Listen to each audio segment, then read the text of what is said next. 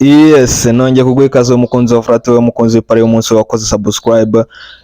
Nizere ko igitondo kimeze neza kabisa, ni wa gatandatu uri ugenda neza. Hanyuma guys, rero niba uri mushyashya kora subscribe, utuyandikishe mu muryango mugari wawe tugikizere. Guys, rero iyi ni content ikomeje gufasha benshi kwikura mu bukene, ipari y'umunsi kabisa. Niba aribwo ikigera hano, twizere ko wamaze kwiyandikisha kabisa. Hanyuma guys, ni weekend, hari match nyinshi cyane, amashampiyona yose ku mugabane w'Iburayi arabagenda amanuka. Niko dukora rero, tugufasha gukora prediction, igufasha gukura amafaranga muri betting, ubifashijwemo nkuko nabikubwiye ni content y'ipari y'umunsi. Abo dusanganywe barabizi, nawe ushobora kugenda ureba ibiganiro twagiye dukora mu minsi yatambutse kugira ngo urusheho kubona ko ibyo dukora tubifitemo experience kabisa. Guys, rero niba uri mushyashya, twongera twibutsa ko tugira na prediction n'amapari dutanga by'umwihariko duciye ku rubuga rwa WhatsApp, izizwe nka correct scores zewe sample sang, kugenda ubona ama screenshot twagiye tugushyirira kuri screen zawe. Izo zose ni zagiye zibikora, ugenda ubona nk'iyi urayibona yo ku munsi w'ejo tariki 30 kuri 28 aho hose, ndetse tukagira ni groupe y'ipari y'umunsi ya VIP ubona, nayo uratwandikira ku rubuga rwa WhatsApp tukakubwira ibi isabwa kugira ngo utujoininge kabisa, ibintu bikomeza kugenda bigenda neza cyane. Guys, rero nimero niyo ngiyo ubona kuri screen zawe, utwandikiraho ku rubuga rwa WhatsApp ubundi ukatujoininga kabisa. Guys, rero fata agakaye kawe n'agakaramu ubundi dutangirane prediction zacu z'uyu munsi. Nko mubimenyereye rero, buri shampiyona genda uyikora ku ipari yayo mu rwego rwo kuminimiza risk kabisa. Turahera rero muri Premier League nk'ibisanzwe, shampiyona ya mbere ikomeye ku isi ni Wolverhampton Wanderers ku isaha isa 11 iraza ko yakira ikipe ya Bournemouth.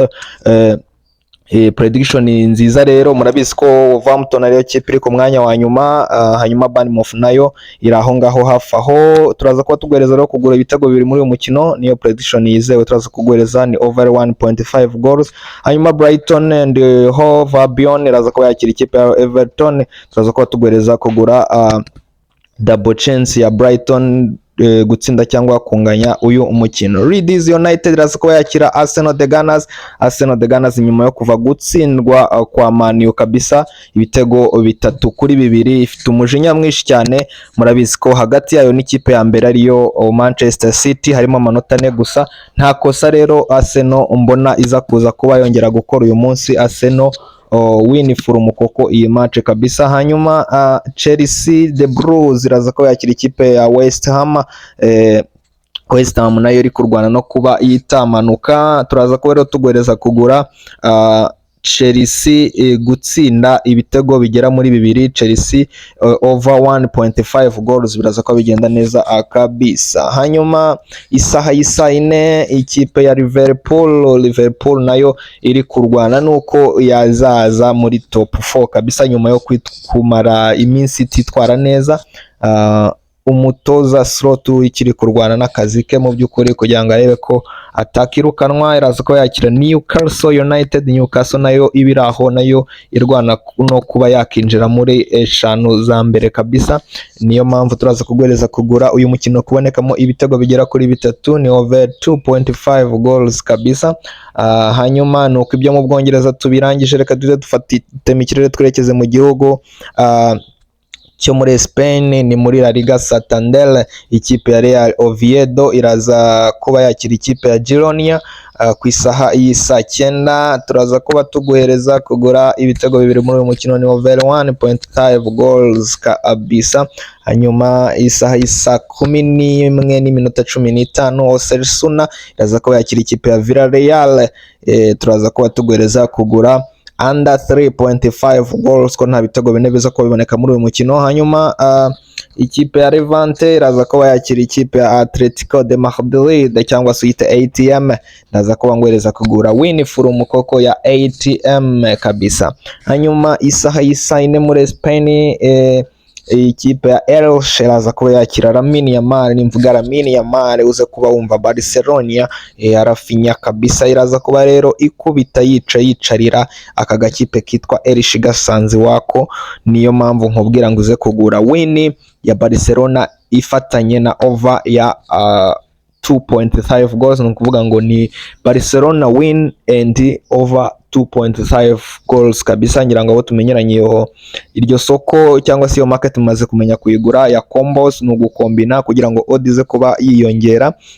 Urugero wenda niba Barcelona yari kubiye nka 1.50, iyo uyise wadingaho over bihita bigera nko muri odd ya kabiri, ibintu bikaba bigenda neza akabisa. Guys, rero nuko ibyo muri La Liga Santander tubirangije. Reka tuhite twerekeza mu gihugu cy'Ubutaliyano. Reka ariko tubanze twongere tukubwire ngo niba utarakora subscribe, nyabuneka iki nicyo gihe kugira ngo ubanze ukore subscribe ndetse wibuke no gukanda ku kazogera kugira ngo tugishyiraho video, tugishyiraho pari umunsi uzajya bahita baguha impuruza ko duuploadinze kabisa, nawe uhite uyireba, uhite ukora shwadiru hakiri ikare kabisa. Ngewe ukomeje kumenya, ukomeje kugezayo pari y'umunsi unyite Gladiator, niko nitwa kabisa. Reka rero ukomezanye, hindura page rero, nizere ko aka gapari ko muri Spain nako wamaze kuba ugatereka ukwako kabisa. Twerekeje rero mu gihugu cy'Ubutaliyano, ni ku isaha y'isa 10, ikipe yitwa Pisa iraza ko yakira ikipe ya Sassuolo.